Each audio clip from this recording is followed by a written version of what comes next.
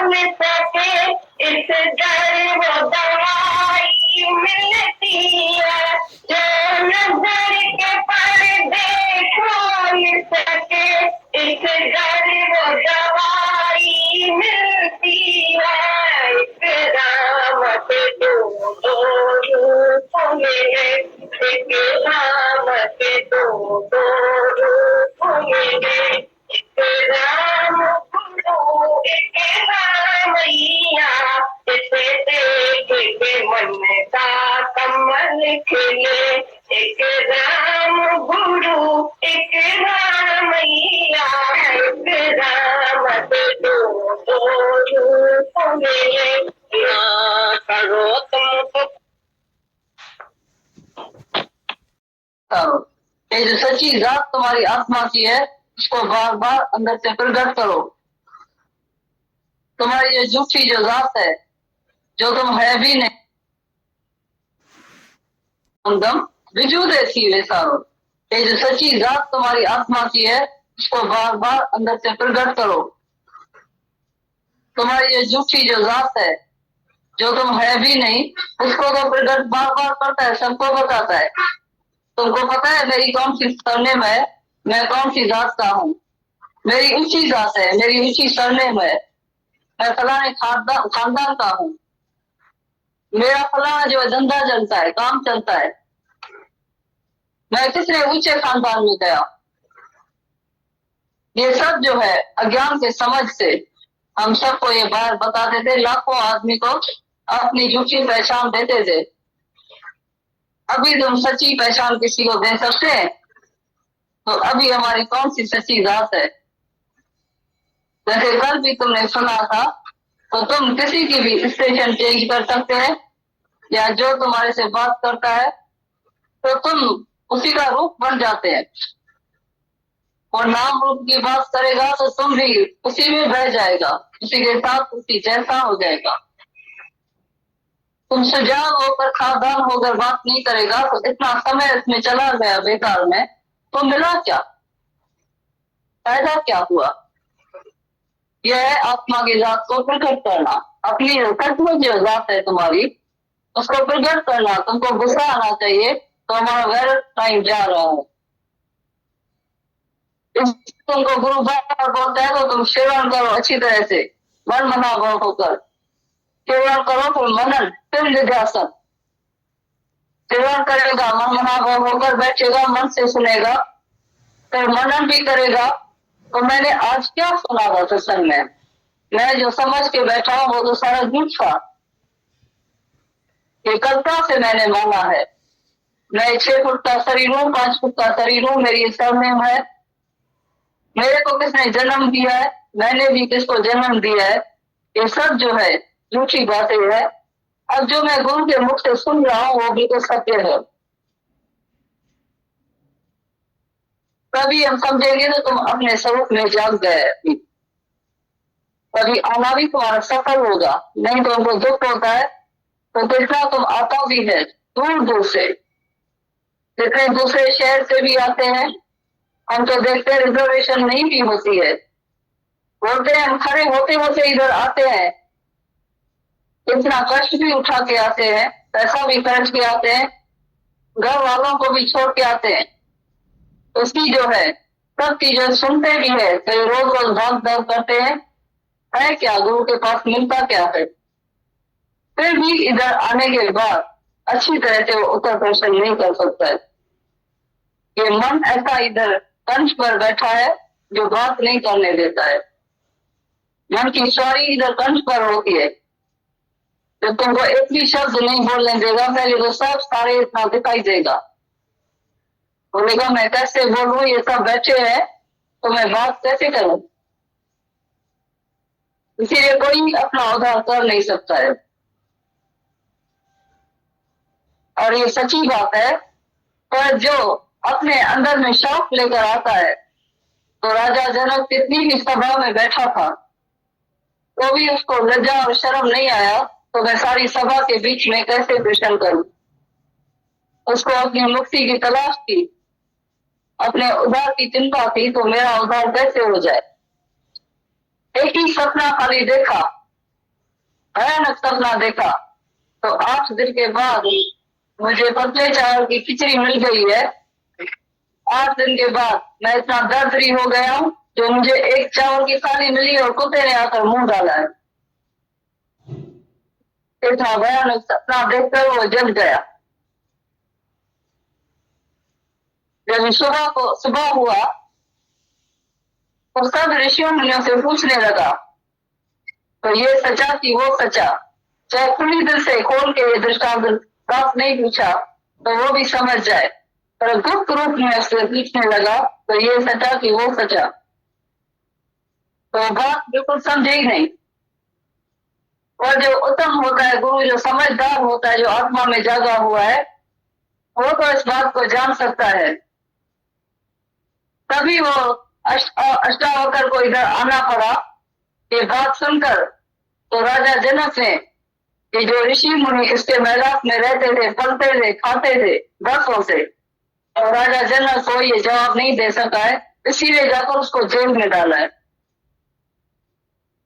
उसमें अष्टावक्र का बाप भी था, और जब उसको पता चला तो उसको आजाद कराने के लिए पहले वो आया है सर, तो मैं इस बात का जवाब दे सकता हूँ। और आया है और बराबर उसको जवाब दिया भरी बीच सभा में। कि लाखों बार बात चलती है तो एक भयानक सपने से उसको जागृता आ गई। उसको कभी भी शर्म नहीं आया, तो भरी सभा में मैं उत्तर प्रश्न कैसे करूं। तुमने जीवन में कितना भयानक सपना देखा होगा, किसका मौत देखा होगा, किसका दुख देखा होगा, योग संजोग, आना जाना, मिलना बिछड़ना, बीमारी, दुख सुख, अपने शरीर का कितना कष्ट देखते हैं, फिर भी इसी भयानक सपने से जागने की अंदर में जो है कोशिश नहीं करते, तो अच्छी तरह से हम जागते जाए। इसीलिए आते हैं तो तुमको अंदर में पूरा दर्द नहीं होता है। आते जरूर है, ये तुम्हारी कुर्बानी है, ये तो हम भी तुम्हारा शुक्राना मानते हैं। तो दूर दूर से कहां से आते हैं, पर जितना हमारे को तुम्हारे ये दर्द है, इतना तुमको भी अपने लिए दर्द नहीं है। तो मैं आज ही अपना उद्धार करूं। तो मैं वैल्यूबल टाइम लेकर आया हूं, तो वैल्यूबल समय लेकर मैं अपना उद्धार करके जाऊं। उसके लिए तुमको सारी सभा में उत्तर प्रश्न करना चाहिए, तो तुमको जवाब भी ऐसा मिलेगा जो सारी उम्र के लिए तुम्हारे अंदर से अज्ञान चला जाए। दूसरा कोई भी रास्ता नहीं है। देखो कृष्ण से अर्जुन ने कितना सवाल जवाब किया है। तुम्हारे जैसा वो शांत में कभी नहीं बैठा था, और तुम जब भी आता है इधर तो शांत करके बैठता है। न जाने तुम सुनता भी है या तुम नहीं सुनता है, वो तुमको पता होगा। कहां तक तुम्हारा जो है मन ग्रहण करता है इस बात को, या समझ में भी आती है या नहीं आती है। अगर नहीं आती है बात तो हमको स्टॉप करके उसी समय तुम उत्तर क्वेश्चन करो, तो ये बात हमको नहीं समझ में आती है। इधर कोई वाय या बराबर की कथा नहीं चलती है जो तुम समझेंगे इसको भंग न पड़ जाए। इधर कोई ग्रंथ भी नहीं पढ़ रहे हैं, सुखमणि का पाठ भी नहीं हो रहा है, पर इधर जो है तुम्हारे स्वरूप की तुमको पहचान मिल रही है। उसमें विभिन्न कुछ भी नहीं पड़ेगा। तुम जब ये बात भी करेगा तो रोक कर बात करेगा तो हमको बहुत खुशी होगी, जिसमें तुम्हारा नॉलेज बढ़ेगा, तुमको अपने स्वरूप का पता चलेगा। तो बराबर मैं जिस बात के लिए अंदर में उलझन में था, तो आज मुझे जवाब मिल गया। नहीं तो ये जवाब तुमको नहीं मिलेगा। हम देखते हैं अगर ये वाणी, ये टेप, ये कैसेट, ये आधा घंटा चलती भी रहे तो कोई नहीं बोलेगा। तो इसलिए जो मैंने ये बात सुनी तो उसका मुझे अब समझ में नहीं आया। अंदर में समझता होगा मेरा की, मेरे को तो समझने की जरूरत भी नहीं है, मैं तो सुनने को आया हूं, सुन के चला जाऊंगा। और ये याद रखना, तो सुनने से तेरा काम कभी नहीं होगा, नहीं लिखने से होगा, नहीं पढ़ने से होगा, नहीं सुनने से होगा, कुछ भी नहीं होगा। तुम्हारे पले कुछ भी नहीं पड़ेगा। ये तुम भूल करता है बड़े बड़ी। तुमको अपने स्वरूप की पूरी तरह से जागरूकता चाहिए, वो और किसी भी साधन से नहीं मिलती है। सुनने से तो कभी कदाचित तुम्हारा उद्धार नहीं होगा, और लिखने पढ़ने से ऐसा होगा जैसे तुम्हारे घर में पहले ही शास्त्र पड़ा है। और ये भी तुम डायरी लिख के जाकर घर में रखेगा, तो समय पर जब भी कोई हालत आएगी तो तुमको डायरी मदद नहीं करेगी, काफी तुमको मदद नहीं करेगी। ये काम क्रोध लोभ मोह अहंकार जब भी तुम्हारे ऊपर वार करता है, जब भी दुखी करता है, अशांत करता है, उस समय तुम्हारे को डायरी लिखी हुई कभी मदद नहीं करेगी। जैसे शास्त्र सब नींद करने के लिए है नहीं, सब दुनिया में जो शास्त्र पढ़ते हैं वो जब नींद किसी को नहीं आती है तो शास्त्र उठा के पढ़ता है, वो नींद आ जाती। ये डायरी भी उसी समय तुम पढ़ेगा जब भी कोई खटपट अंदर मन में नहीं होगी, तब पढ़ेगा। तुमने देखा है तुम्हारे अंदर में खटपट हुए, अशांति हुए, और तुम शास्त्र उठा के पढ़ेगा, कोई भी बुक्स नहीं उठा के पढ़ेगा। पर जब शांति होगी तो बुक्स उठा के वो पढ़ेगा, धार्मिक पुस्तक कोई भी है। डायरी भी उसी समय उठाएगा जब भी तुम्हारे मन में अशांति होगी, तुम कभी नहीं उठाएगा। और जब शांत में होगा, बोलेगा अभी सोया पड़ा हूं, अभी ज्ञान को रिपीट करता हूँ, पढ़ता हूँ, तो ये जो ज्ञान है वो रिपीट करने से, पढ़ने से या याद करने से तुमको नहीं लगेगा, पर ज्ञान है समय पर अपने जीवन में लगाने के।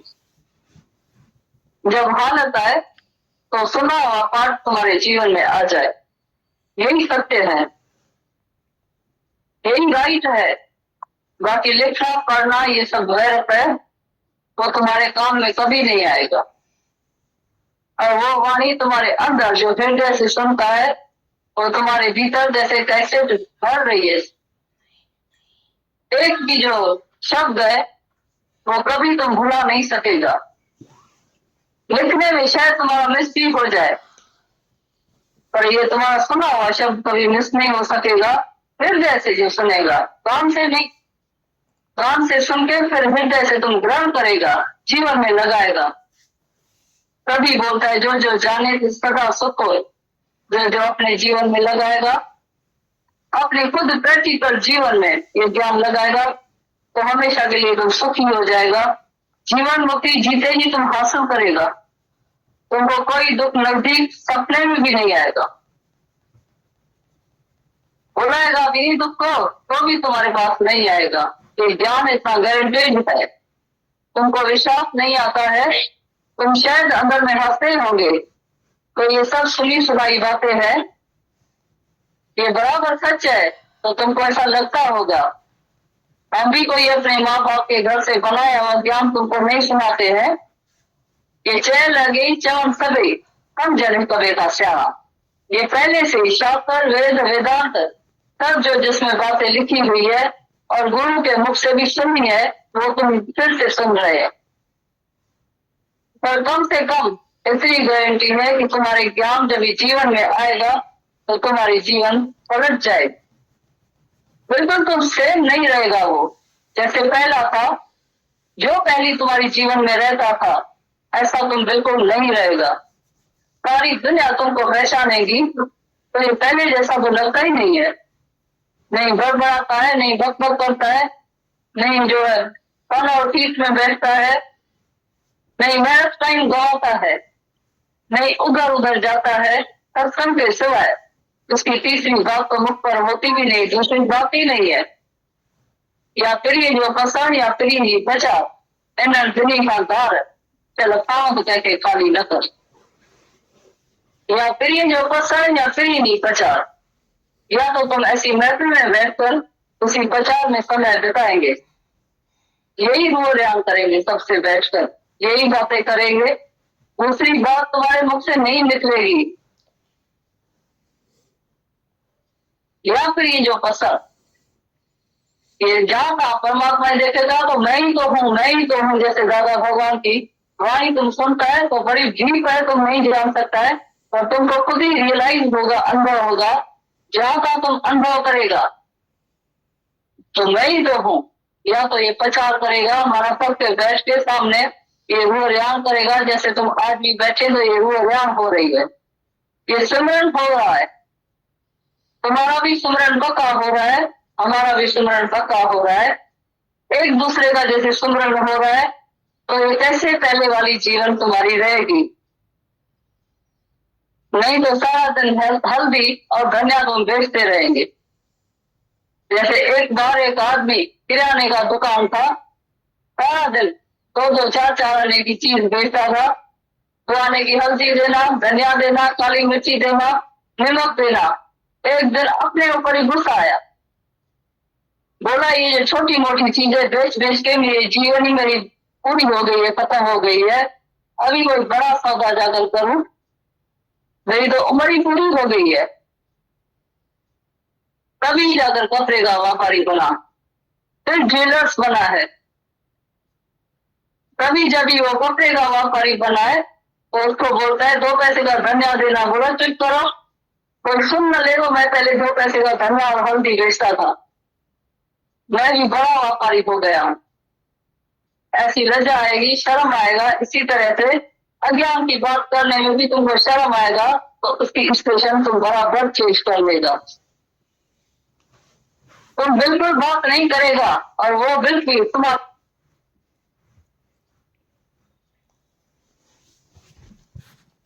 रिजू देती है सारो। ये जो सच्ची जात तुम्हारी आत्मा की है, उसको बार बार अंदर से प्रकट करो।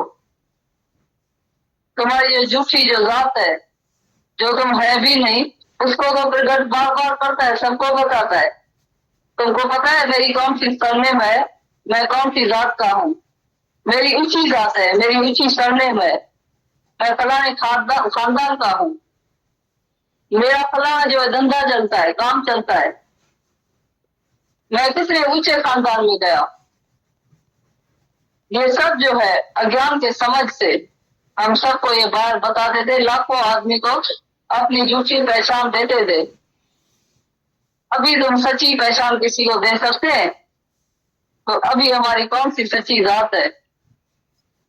जैसे कल भी तुमने सुना था, तो तुम किसी की भी स्टेशन चेंज कर सकते हैं, या जो तुम्हारे से बात करता है तो तुम उसी का रूप बन जाते हैं। और नाम रूप की बात करेगा तो तुम भी उसी में बह जाएगा, उसी के साथ उसी जैसा हो जाएगा। तुम सुजान होकर सावधान होकर बात नहीं करेगा, तो इतना समय इसमें चला गया बेकार में, तो मिला क्या, फायदा क्या हुआ? यह है आत्मा की जात को प्रकट करना। अपनी सचमुच जो जात है तुम्हारी, उसको प्रकट करना। तुमको गुस्सा आना चाहिए, तो हमारा वेल टाइम जा रहा है। इसीलिए तुमको गुरु बार बार बोलता है, तो तुम सेवन करो अच्छी तरह से, मन मनाव होकर सेवन करो। फिर मनन, फिर निध्यासन। सेवन करेगा, मन मनाव होकर बैठेगा, मन से सुनेगा, फिर मनन भी करेगा। तो मैंने आज क्या सुना था सत्संग में, मैं जो समझ के बैठा हूं वो तो सारा झूठ था। ये कल्पना से मैंने मांगा है। मैं 6 फुट का शरीर हूँ, 5 फुट का शरीर हूँ, मेरी सरनेम है। मेरे को किसने जन्म दिया है, मैंने भी किसको जन्म दिया है, ये सब जो है झूठी बातें है। अब जो मैं गुरु के मुख से सुन रहा हूँ वो भी तो सत्य है। तभी हम समझेंगे तो तुम अपने स्वरूप में जाग गए, तभी आना भी तुम्हारा सफल होगा। नहीं तो उनको दुख होता है, तो कितना तुम आता भी है दूर दूर से, कितने दूसरे शहर से भी आते हैं। हम तो देखते हैं रिजर्वेशन नहीं भी होती है, बोलते हैं हम खड़े होते होते इधर आते हैं। इतना कष्ट भी उठा के आते हैं, पैसा भी खर्च के आते हैं, घर वालों को भी छोड़ के आते हैं। उसकी जो है सब चीजें सुनते भी है, तो रोज रोज भाग दौड़ करते हैं। है क्या गुरु के पास मिलता क्या है? फिर भी इधर आने के बाद अच्छी तरह से वो उत्तर प्रश्न नहीं कर सकता है।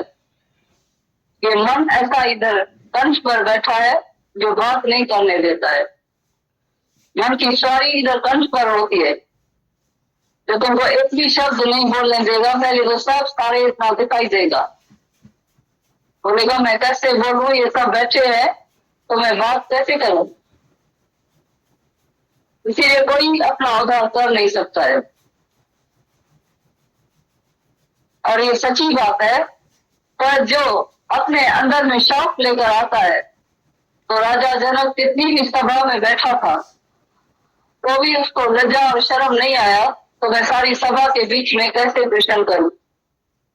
उसको अपनी मुक्ति की तलाश थी, अपने उद्धार की चिंता थी, तो मेरा उद्धार कैसे हो जाए।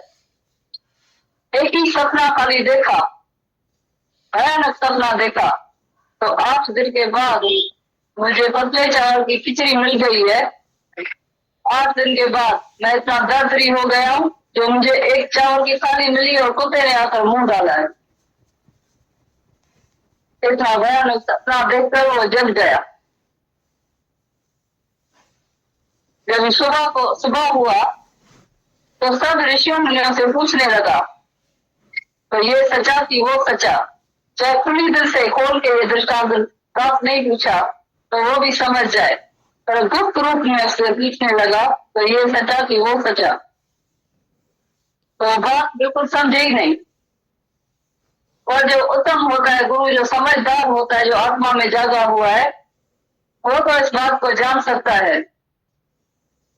तभी वो अष्टावक्र को इधर आना पड़ा। ये बात सुनकर तो राजा जनक ने, ये जो ऋषि मुनि इसके मैदान में रहते थे, पलते थे, खाते थे वर्षों से, और राजा जनक को ये जवाब नहीं दे सका है, इसीलिए जाकर उसको जेल में डाला है। उसमें अष्टावक्र का बाप भी था, और जब उसको पता चला तो उसको आजाद कराने के लिए पहले वो आया है सर, तो मैं इस बात का जवाब दे सकता हूँ। और आया है और बराबर उसको जवाब दिया भरी बीच सभा में। कि लाखों बार बात चलती है तो एक भयानक सपने से उसको जागृता आ गई। उसको कभी भी शर्म नहीं आया, तो भरी सभा में मैं उत्तर प्रश्न कैसे करूं।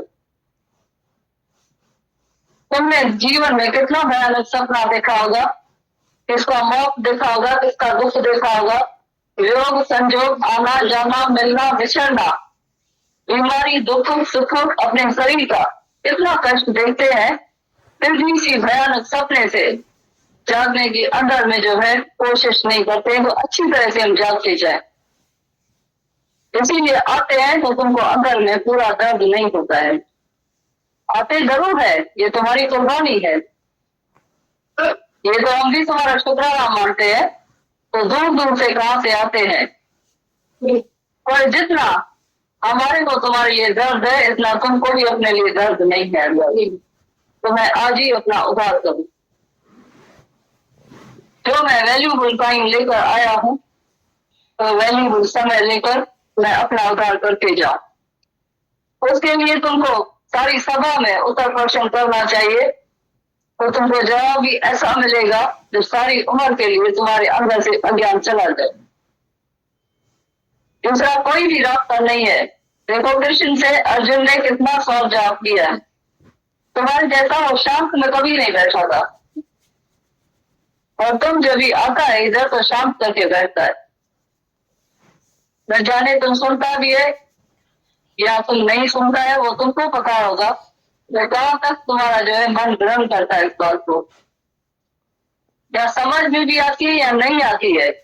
अगर नहीं आती है बात, तो हमको स्टॉप करके उसी समय तुम ऊपर क्वेश्चन करो, तो ये बात हमको नहीं समझ में आती है। इधर कोई वाय या बाबर की कथा नहीं चलती है जो तुम समझेंगे तो भ्रम न पड़ जाए।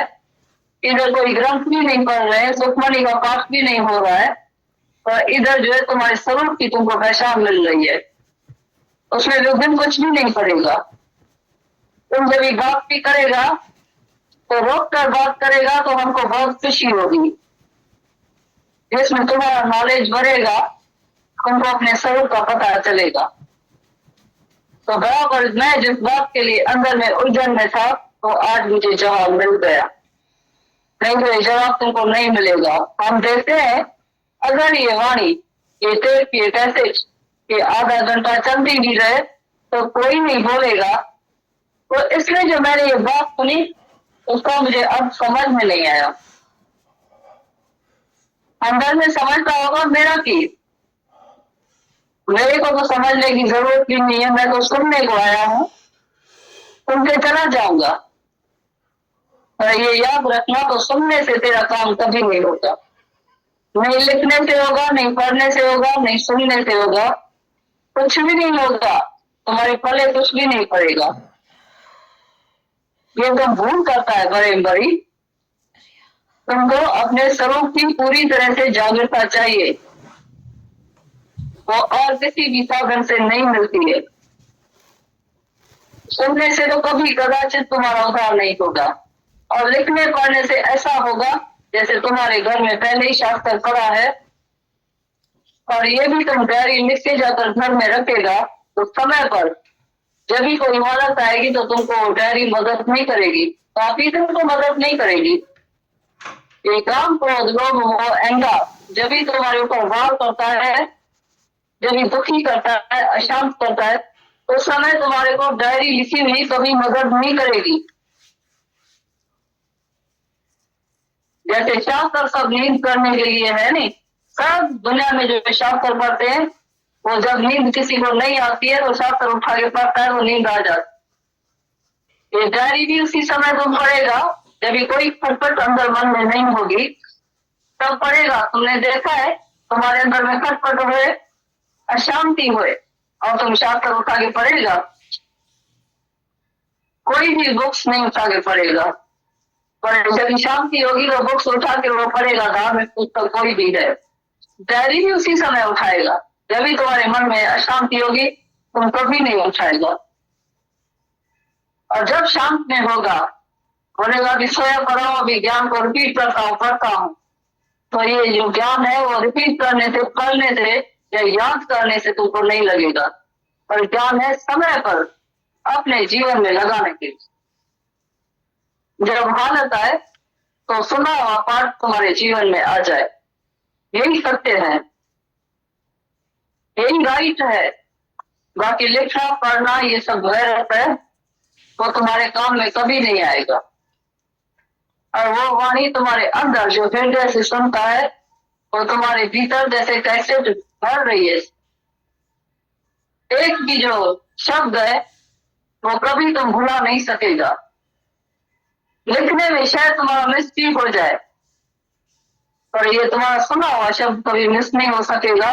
हृदय से जो सुनेगा, कान से नहीं, कान से सुन के फिर हृदय से तुम ग्रहण करेगा, जीवन में लगाएगा। तभी बोलता है जो जो जाने की सदा सुख हो, जो जो अपने जीवन में लगाएगा, अपने खुद प्रैक्टिकल जीवन में ये ज्ञान लगाएगा तो हमेशा के लिए तुम सुखी हो जाएगा। जीवन मुक्ति जीते ही तुम हासिल करेगा, तुमको कोई दुख नजदीक सपने में भी नहीं आएगा। बुलाएगा भी दुख को तो भी तुम्हारे पास नहीं आएगा। ये ज्ञान इतना गारंटेड है। तुमको विश्वास नहीं आता है, तुम शायद अंदर में हंसते होंगे तो ये सब सुनी सुनाई बातें हैं, ये बराबर सच है तो तुमको ऐसा लगता होगा। हम भी कोई अपने माँ बाप के घर से बनाया हुआ ज्ञान तुमको नहीं सुनाते हैं। ये चय लगे चवन सभी हम जन कवे का स्याणा, ये पहले से शास्त्र वेद वेदांत सब जो जिसमें बातें लिखी हुई है और गुरु के मुख से भी सुनी है वो तुम फिर से सुन रहे हैं। पर कम से कम इतनी गारंटी है कि तुम्हारे ज्ञान जब जीवन में आएगा तो तुम्हारी जीवन पलट जाए। बिल्कुल तुम सेम नहीं रहेगा वो जैसे पहला था। जो पहली तुम्हारी जीवन में रहता था ऐसा तुम बिल्कुल नहीं रहेगा। सारी दुनिया तुमको पहचानेगी तो ये पहले जैसा तो लगता ही नहीं है। नहीं बड़बड़ाता है, नहीं बकबक करता है, नहीं जो है फन और पीठ में बैठता है, नहीं मेहनत टाइम गवाता है, नहीं उधर उधर जाता है। सत्संग के सिवाय उसकी तीसरी बात तो मुख पर होती भी नहीं, दूसरी बात ही नहीं है। या फिर ये जो पसंद या फिर ये बचा एनर्जी का दार चलता तो कहते खाली न कर।